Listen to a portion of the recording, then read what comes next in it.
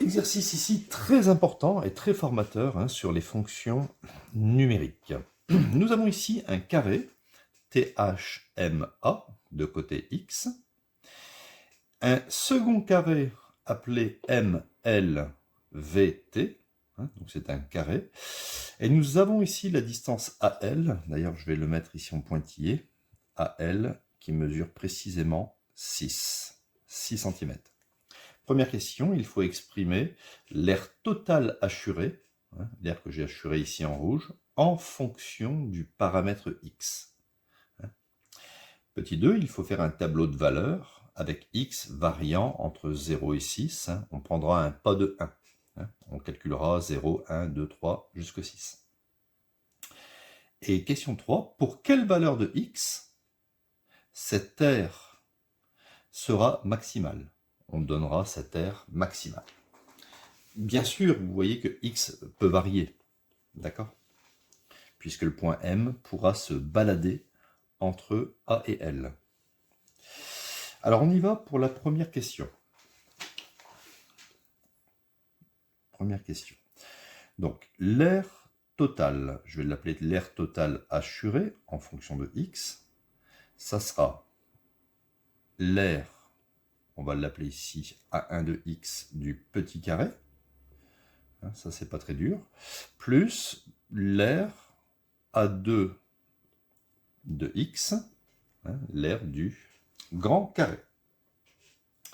Alors ici, le petit carré, on sait que l'aire d'un carré c'est côté fois côté, le côté c'est x, donc ça ne doit poser aucun souci, ici ça va faire côté fois côté, plus, alors l'aire de ce carré, je vais le faire ici sur le côté, donc l'aire d'un carré c'est côté fois côté, donc le côté ça sera ml, ou bien LV, c'est comme vous voulez, mais on va mettre ml fois ml, mais je n'ai pas la longueur de ml, mais je peux la deviner. ml, je vais l'écrire ici, on est d'accord que c'est AL, la grande longueur, moins AM. On peut donc obtenir AL, ça fait 6, moins AM, c'est une distance variable, ça fait X. Vous voyez, on fait souvent comme ça, le grand moins le petit. On le fait aussi au niveau des aires et des volumes, ce raisonnement. Donc là, ça fait plus 6 moins X, multiplié par la même chose, 6 moins X. J'obtiens donc une aire totale en fonction de x, qui est égale à x fois x, ça fait x au carré. Et ici, je vais développer. 6 fois 6, 36. 6 fois moins x, moins 6x. Moins x fois 6, pareil, moins 6x, je colle. Et moins x fois moins x, un moins fois un moins, ça fait un plus. Et on va obtenir x au carré. D'accord? Donc, j'obtiens, je vais le mettre ici, l'aire totale du domaine assuré en fonction du paramètre x, x carré plus x carré, ça fait 2x carré, moins 6, moins 6x, moins 6x, bien sûr, ça fait moins 12x, et plus 36. Vous voyez que c'est une aire qui dépend du paramètre x. Comme le point A, il est fixe, lui, il ne bouge pas. Le point L est fixe, la distance de 6 est fixe, mais le point M, lui, il peut bouger. Si le point M bouge, ce petit carré va s'agrandir et celui-ci va se rétrécir. Dans la question 2, maintenant, nous allons remplir le tableau de valeurs. Ultra classique. Donc x variant entre 0 et 6. Alors, on va calculer par exemple AT, l'aire totale, pour x égale à 0. On dit aussi l'image de 0 par la fonction AT. Donc AT de 0, je remplace x par 0. Donc ça fait 2 fois 0 au carré, moins 12 fois 0, plus 36.